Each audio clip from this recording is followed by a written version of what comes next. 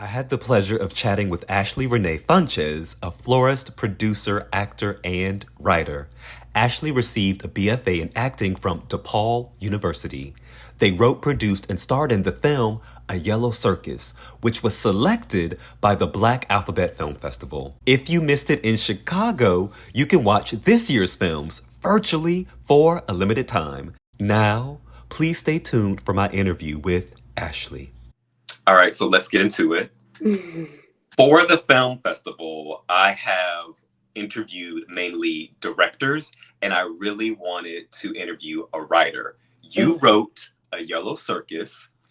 What inspired you to write the script? I graduated from DePaul, and so at the time I was in school there, and I had taken a playwriting class. And I was feeling intense colorism in our cohort. So basically in conservatory, there's like 20, 25 people. And so even really small percentage of Black people, I think that there were like 2 Black women and a Black woman of color. And we were being pitted against each other a lot. And so I wanted to kind of express that and talk about that through like my own storytelling. And so that was kind of where the story started. Right. I'm glad you were able to use what you were feeling and experiencing and then transform that into this beautiful project that is A Yellow Circus. Thank you. And so you not only wrote A Yellow Circus, you were a producer and you starred in it. How was the process for you transitioning between a writer at home working on the script and then a producer and actor on set? Oh, it was difficult. It was difficult, mainly because I had no idea what I was getting myself into. This was our first film, and we just kind of ran with it. And originally I thought it was going to be a play. So even when I was writing it, a lot of the time I wasn't envisioning, what it ended up being. Okay. So I would say it required a lot of flexibility. It required almost like a grieving process as well. Like, I'm a Scorpio, I really like control. So I had to completely release control of the project and let it turn into what it needed to turn into. And so I would always say to a writer trying to transition in that way to like go to therapy, you know what I mean? Because sometimes you're giving away your baby and like you have to figure out how to be okay to do that. Yeah. Was the other Black female at DePaul, is that Jasmine? Yeah, so that's Jazzy Cherie Rush, yeah. Oh, so I love this even more. Okay, so you and the director, Jasmine Rush, described the film as girlhood rage when it reaches a fever pitch, graduating Black girls to Black women. And it's a love letter to your younger selves. Yeah. So right now, if you could write a love letter to your younger self, what would you tell your younger self? That she's beautiful, and that she will find her people. It's going to take some time. That's all. I love that. And so you were born in Alabama, but you consider Chicago your artistic home. How has Chicago shaped you as an artist? Yeah, I think I love Chicago because of the community here and the pride here. And I think that was something I was missing where I'm from. I think in Alabama taught me a lot of discipline. It taught me spirituality, you know what I mean? But I didn't have a sense of self or a sense of pride in myself and where I come from. So coming here and seeing the sense of pride that people have was really like mind blowing, and it enabled me to like find my queerness and to find other parts of myself and to feel confident in my expression of myself. I said something about Chicago. Y'all dress to impress. You know what I mean? Y'all do your own thing. And so it gave me so much freedom. And so I think that that's why Chicago is my artistic home, which I appreciate you doing that research, But it's my artistic home because it was where I was able to find my artist, I think. Okay. All right. So you wrote A Yellow Circus, but do you see yourself as an actor first or a writer first? I'm definitely an actor first. I was trained in acting. Writing came with the isolation of COVID, right? Like it came with trying to expand my artistry, and also needing a space to have a little bit more control over what I was in and what I was participating in, the art I was participating in. I wanted to have some more control over that. I wanted to tell my own stories. So that's where writing came from. It really is, I feel like I use writing as a tool for my acting. Okay. And so you saw Yellow Circus as a play first because you took a playwriting class. Yeah. And so it just popped into my head. So the colors that the actors wear in the film are singular, like yellow or orange. Is that like a reference or a throwback to something that you learned in playwriting? Or like, how did you come to creating the looks for the actors? Yeah, color was important the whole time, which I do think that became a theatrical kind of idea. And I think it was kind of rooted in a play the whole time. We kind of stayed rooted there. So yeah, colorism and talking about our color was just something that was always a theme. And I think coming up with the costumes was in collaboration with the director, Jasmine, and then our wardrobe coordinator, Gabby. And so we all just kind of, our original idea is that we wanted everybody in primary colors. And so I think we had clearer ideas for different people. We knew we wanted Amari to be in red because Amari kind of has a relationship with the clowns. And we knew we wanted Steph to be in yellow. So the other folks, we kind of had to think a little bit about. We ended up deciding that Mac would be in blue because Mac represents the piece of the film, and that's the water. And then Tracy got orange, and I can't even, I don't remember why we decided that because that is not a primary color. But I remember Jasmine had like reasoning for that she wanted her to be different, and we also just thought orange looked beautiful on the actress. So that was a longer conversation. So it kind of came with it, but we always knew color was going to be an important factor. We wanted it to be monochromatic. We wanted the clowns to kind of be all of the different colors, and then the actors to kind of represent things. Okay. So looking at the beach, I know you went to school in Chicago, but that does not look like Chicago beaches. Is that filmed somewhere else? It was. It's in my neighborhood. Yeah. Wow. I didn't live there at the time, but Rogers Park Beach is a very spiritual place for me. We filmed that on Loyola Beach. Okay. It was done very creatively. Like we wanted to do it in a way where it felt like a southern beach because that was my intention when I wrote it. Okay. But no, it was shot right here in Chicago. We shot it 3 days at Loyola Beach. It was horrible. There was music playing by the end of the night every time. We had to figure out how to, work with the community and get it shot. So it was a really cool experience. But yeah. Okay, so I had a question that kind of ties into what you just said. What is one thing you wish you would have known before filming A Yellow Circus that you learned either while on set or during the editing process? Oh my gosh, that's so many things. Yeah, it was a free for all. Dealing with nature and technology is a really big thing that I don't think we anticipated that caused us an extreme amount of stress. I mean, our batteries kept dying, the cameras were overheating, and so our shots were very, like, the fact that when we got good shots, it was like you just had to move on. And I think so giving myself the time, our original idea was to shoot it in 3 days, and then we wanted to rehearse it like a play so the actors were just ready. If we had not have done that, it would never have happened because of just the technical difficulties we experienced while on set. So I would have given myself a lot more time, so that we could shoot on the beach 2 hours a day and be a little bit more intentional about it. But I definitely would have thought more about dealing with the nature and, pairing that with our setup. It was very intense. Okay. I love your working relationship with Jasmine, and there seemed to be this like natural chemistry with all of the actors. How did you create that chemistry on set? Yeah, so me and Jazzy were partners from the beginning. I wrote the play, and it was originally thought that she would direct the play.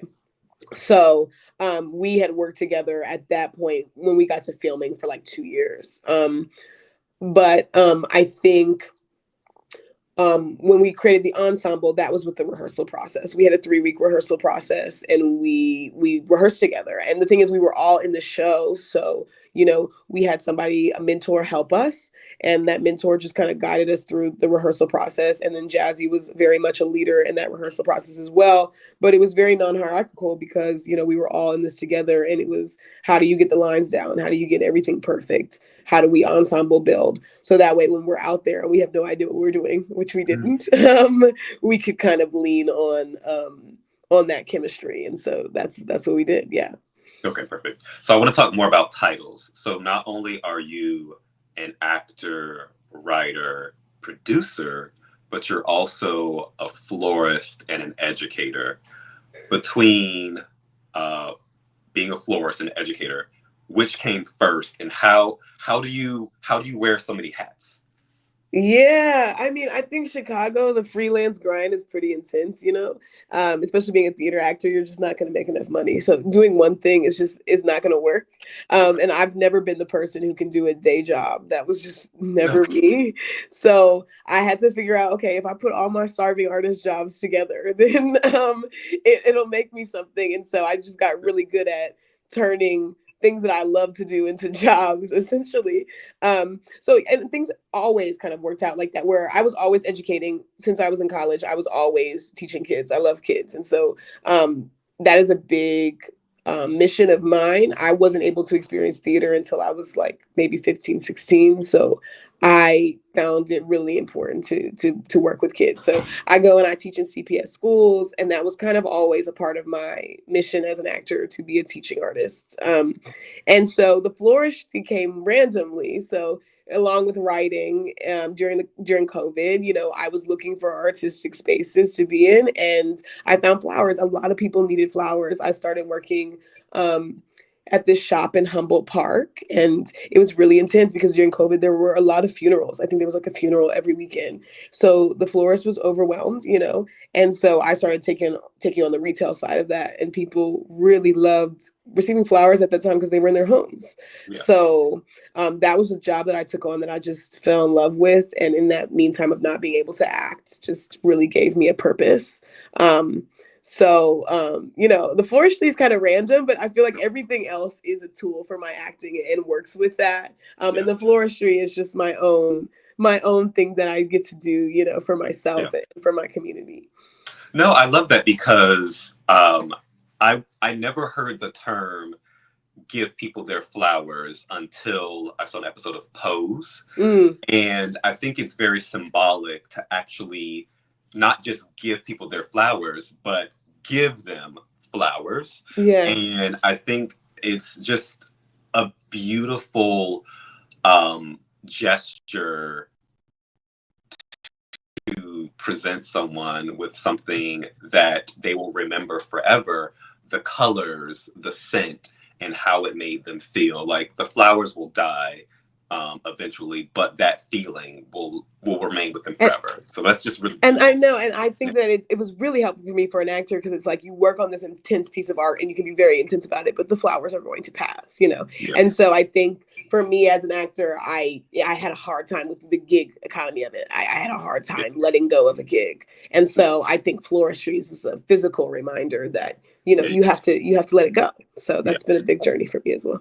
Okay, what's more important, theater or film? It's changing now. I would have always told you I came to Chicago to do theater. I did. But to be honest with you, I have worked a lot of theater in Chicago now, and I'm burnt. And so this film finally got released, and I've been doing the film festival circuit, and that has been absolutely exhilarating. And, honestly, I love the instant gratification of theater. I love, love, love the community of theater. And I thought that would always outweigh my film experiences, but reaching a broader audience, being able to like connect with people like you, I think that has been a really awesome experience. So I think right now I'm a little bit in limbo. Right now I'm kind of going back and forth, and really just moving where I'm spiritually guided. Okay. So I had a question for you, but I'm going to tailor it. Tell me your top 5 favorite theater productions and or films? Okay, cool. So my favorite theater production of all time is I don't know if it's very known, but it's called A Long Time Since Yesterday. This helped me come out as a Black lesbian, and I think it is one of the most beautiful plays. I think it's like written in the 80s. Okay. I forget who the writer is, but everyone should read this play. It changed my life. Um, oh my gosh, top five. Ah, also the color purple. Oh my god, the color Oh, purple. That's obvious. The color purple is obvious. Okay, I have a horrible one. I love The Help, and I know that The Help is no longer, as seen as it once was, but I think that that also changed my life. Being from the South, being able to see that was really, really impactful for me. Um, I love The Great Comet. If you know that, that's a musical. okay. Um, it's this musical that is no longer as radical. I think as it started moving out of away from Broadway, it got a little whitewashed. Okay. But I saw it on Broadway with Danae Benton, and it was just a lot of weird people playing Russian aristocrats, but it was a lot of queer folks in that space. Uh-huh. So I really loved that play. Um, oh gosh, two more. Um, okay, Pose. That's a TV show. That's not film. Yes. Yeah. But Pose is awesome. Yeah. You brought it up, and I was like, I'll add that to it because that really Okay. was quite impactful to me. Yeah. And I'm trying to think of a Raise in the Sun. A Raise in the Sun. That was the Okay. first play I ever read as a child. So that would be my fifth. Yeah. Hansberry. Um, Hansberry. I'm obsessed with her. um, there is a dynamic Black female artist family here, and the mother, if I'm remembering correctly, her name is Betty Sahar, Mm. and the daughter, oh crap, it's gonna come to me. But Okay, I her got you. daughter, I majored in writing, but I went to Mm. writing in an art and digital media school. And the daughter that I'm thinking of, she went there as well. Mm. And so her art is all about Black women, Black history, and the role of Black women in the Black family. Mm. So she actually has a sculpture of Hansberry in like downtown LA Oh wow. at one of the courthouses. Mm. And if you just Google it, you'll see it. But it is absolutely beautiful because I've never seen Hansberry depicted this way. Mm. And it's just absolutely beautiful.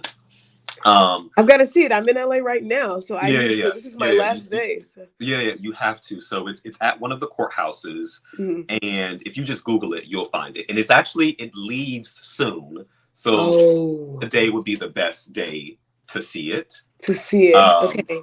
yeah, yeah. And then Pose really changed my mind about the impact of TV shows. Mm.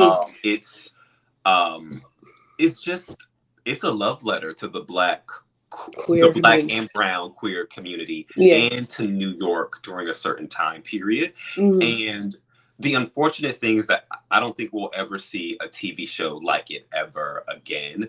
To have all Black and brown trans principal actors, Yeah. and Yeah. also just like an entire principal queer cast created by a Black and brown queer man, Yes. executive produced by Ryan Murphy. And Yes. so like that pilot episode goes down in history as one of the best pilot episodes. Like I know every scene, every shot. It is just beautiful. Oh It's yeah, no, beautiful. that scene changed. I mean, I would say that yeah, that show changed my life. I think, especially being from a very small town, I not, there's so many things I didn't understand and I wasn't aware of, Mhm. and so to be able to watch that and also feel myself depicted in that in a way Mhm. was just absolutely stunning. And I I would love to do that in the arena of, lesbianism as well, because I deeply was like really inspired by that production. Mhm. And I I'm like looking now at so many different kind of pieces where, you know, lesbianism is the focus of it. And so you've got like the L word and you got some Yeah. like random ones like that. But I was like, where are we? We haven't had that moment. And so I think that is my next kind of journey, is how to do that. It's so funny that we are talking about Lorraine Hansberry, because I've been developing a one woman show about Lorraine Hansberry, because I was like, I think the way to begin to explore you know, that kind of content is to go back to people we've forgotten. So that's very important to me. But yeah, Good. Pose started me on a journey that has been long, and I need to go back and watch it, to be honest with you. Yeah. Is season 2 is my all-time favorite season, because every episode was important and every single episode pushed the story forward. Yeah. It's just so solid. It is so tight. The family, it's Sar, not Sahar, Sar. And the mother, or now grandmother, her name is Betty, but the daughter, her name is Allison. And Allison Sar is like at the LACMA Museum, which is the LA County Museum of Art. She's like the director of African American history. So she's an important artist in LA. Good to know. Good to know. Yeah. Thank you for sharing that with me. Oh, no problem. Because I was like, I need to figure out what this is. All right, so I want to go back to A Yellow Circus. Could you have written A Yellow Circus in Alabama? No. Well, I don't know. A lot of the themes and the foundations of it were Alabama. Like, and even now when I look at it, you know, now that I've kind of stepped into myself in a different way, like, I don't know if I would write it now as an artist, to be honest with you. You know, I think this was very much representative of young Ashli living in Alabama, but I don't think I had the tools there to articulate it. You know, Chicago Conservatory, you know, gave me the tools to kind of be able to realize, oh, okay, you know, I'm mad about this thing, but why am I mad about this thing? And how do I explore it in an artistic way? Yeah. So, but I would definitely say this is representative of like 16-year-old Ashli in Alabama. Like 25-year-old Ashli, no, not the same person. But yeah. Oh my gosh, you and Jasmine are the same age? Yes, I think she's a year older than me. Yeah. Oh, okay. Because I went to her Instagram and she did a post about it was like SpongeBob, and it's like, what's funnier than 24 or 25? Yeah, like, she's very funny in that way. Yeah. Did your character in A Yellow Circus change from when you wrote it to when you became the character on set? Ooh, my character that I played, Amari. Yeah. Oh, that's interesting. Yeah, I think all of the characters changed a lot from when I wrote it. You know, I think because I wasn't necessarily trained to write, I think a lot of my characters in the beginning were like very one-dimensional, you know? Okay. And so the work of it was to expand those characters the whole time. But I would say Amari was one of those characters that I was very clear on, which is why I played her. I was very clear from the moment that I started writing her who she was and how she was. I think I got bigger than I thought I was gonna get. You know, I think some of the jokes went farther. Some of my faces were wilder than I ever, like, a wilder part than I've ever played. And I think it was because I didn't have to do as much of the character work. You know, I just didn't, because I had wrote it, so I was able to go a little bit further. But Amari was a character that was very clear. We knew what we wanted Amari to do. I would say that some of the other actors changed the characters a lot more. Like Tracy changed. Like Tracy became such a fuller character by the end than she was in the beginning. So people like that, yeah. When did you know that you were an actor? I knew I was an actor. So like I was like 15. And I accidentally got into a theater class in high school. I was not put there. I was supposed to be in French because I went to I'm from like buttfuck Alabama, yeah. So like we didn't have a high school. They built a new high school, yes. And I was the first class to enter this high school. Okay, so you chose what classes you wanted, and I chose French because I was like, I want to speak French. You know what I mean? And there wasn't enough kids to take that class. So they just put me in a theater class. So it was very funny. We had to do a monologue, and I was hating every minute of it. And I did a monologue about some girl who's a serial killer. It was very weird. And I'm talking about killing all these people. And I was having the time of my life. Yeah. And not only just because, monologues are fun, but because I was having fun trying to figure out why she would do that and why she was having fun doing that. And I just got very into the empathy of it, and the exploration of people. I think I was exploring people without an avenue to do so at that time. So when I did that, I was like, oh, bet. And so after that, I had to fight very hard to be able to continue theater because I wasn't in a place where it thrived. But I knew I was an actor from that moment for sure. Okay. When was the first time that you saw yourself in a character in a film?